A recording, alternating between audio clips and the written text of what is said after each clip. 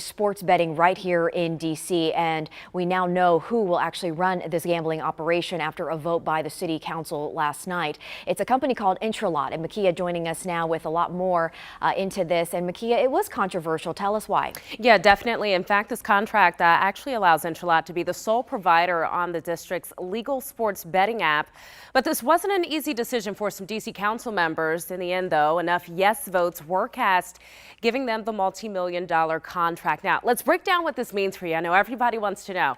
The no-bid contract for the Greek firm is worth $215 million. The deal is for 5 years. So when can we start betting? Well, it's expected that people can start placing bets in person by this fall.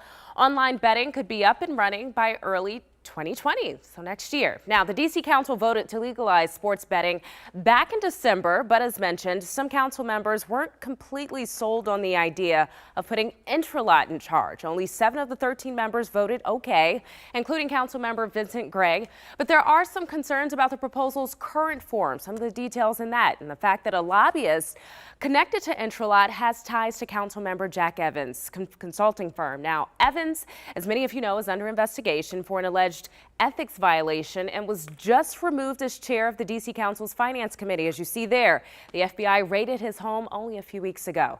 Now, Evans also resigned from the Metro Board, where he served as chairman. Annie? Makia, thanks.